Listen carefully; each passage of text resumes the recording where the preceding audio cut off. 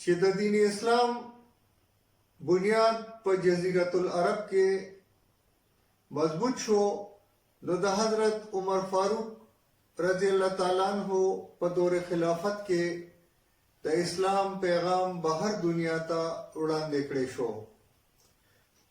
مختلف ملکونو ته د لښکر د روانګۍ په وخت به خلیفه وقت د لښکر سالار ته دا نصیحت کو چې لومبه د اسلام پیغام د هغه ملک خلکو ته وړاندې کی، که هغه انکار وکړي نو د جزیه اعلان دی وکړي، او که مقامی آبادی د دین هم انکاری وي نو بیا د جهاد وکړي شي.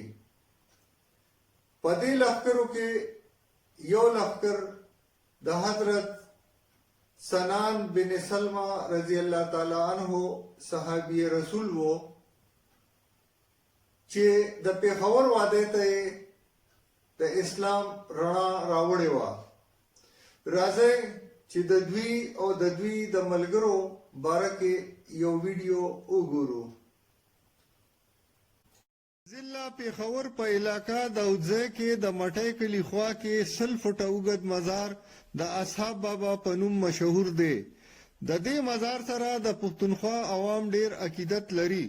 د تاریخ ته مطالعه نه معلومیږي چې دا اجتماعي قبر د حضور صلی الله علیه و آله وسلم د جلیلۃ القدر صحابي حضرت سنان بن سلمہ بن محبک حزلی رضی الله عنه او په ګڼ شمېر نورو شهدا او اصحاب کرام دی چې په 1500مه هجری کې دلته په یو غزا کې شهیدان شوي وو.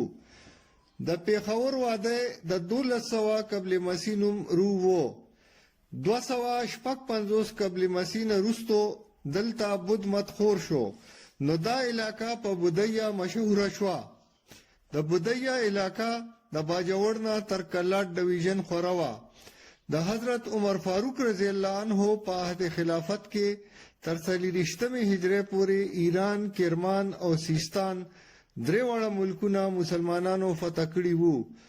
په 25مه هجری کې د حضرت عثمان غنی په زمانه کې حضرت عبدالله ابن عامر په مشرۍ کې کابل فتح کړی شو، خو وخت په وخت به مقامی خلکو بغاوت کولو. په افغانستان، پښتونخوا ډېره اسماعیل خان او بلوچستان کې د جلیلۃ القدر صحابه جهاد تر ډېر وخته جاری وو. په 240 هجری کې حضرت عبدالله بن سوار ابدی رضی الله عنه د کلات په مقام سره د ملګرو شهید کړی شو. 2 کاله پس د خراسان حاکم اعلی حضرت زیاد د نیمګړي مهم سر ته رسولو دپاره د حضرت سنان بن سلمہ رضی الله عنه انتخاب وکړو. د تاریخ بلازری د بیان مطابق حضرت سنان رضی الله عنه ډیر عالم، فاضل او د خدای نه یره لرونکي انسان وو.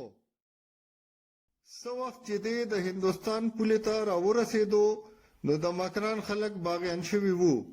حالانکه د دنه مخکې حضرت حکم بن جبل رضی الله عنه دا علاقه فتح کړې وه. حضرت سنان رضی الله عنه ډیر په بهادرۍ سره دا علاقه یو ځل بیا فتح کړه او د آبادۍ او امن او امان دپاره یې انتظامات وکړه.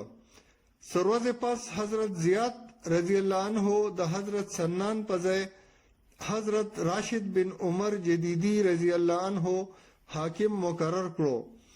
خو لږ وخت پس چې حضرت راشد رضی الله عنه د کلات د غزانه د واپسۍ په وخت د مندړ او بړوچ قبیلو ترمنځ غرونو کې د مید نومي قبیلې د 50,000 لښکر سره غزا کې شهید کړی شو، نو حضرت سنان رضی الله عنه دوباره د اسلامي لښکر سالار او حکمران شو.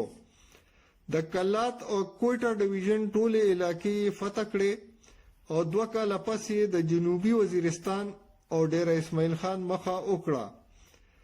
د بنو او کوهاټ فتح کولو نه پس د پیښور واده ته راکوز شو. پیښور یې فتح کړو او کله چې دا مټۍ او میچنۍ ترمنځ علاقې ته راورسېدو نو دلته یې د وادي پیښور د قبایلی علاقو مومند او سوات وغیره د بود مت مذهب د پیروکارانو د یو لوی لښکر سره سخت جنگ وشو. په دغه جهاد کې سره د خپلو غازیانو ملګرو په 1540 هجری کې شهید شو او همدغه ځای کې په یو ډپه دفن کړی شو. حضرت سنان بن سلمہ رضی الله عنه د اسلامی لښکر د امیر په حیثیت د پیښور وادي ته د اسلام رڼا راوړې وه. د دوی مزار په دې مځکه لومبۍ گنج شهیدان دی. په ډېر اوږد مزار کې د دوی نه علاوه نور بشمیره شهیدان او اصحاب کرام په یو ځای دفن دي. الله دې د ټولو درجات اوچت کړي. آمین.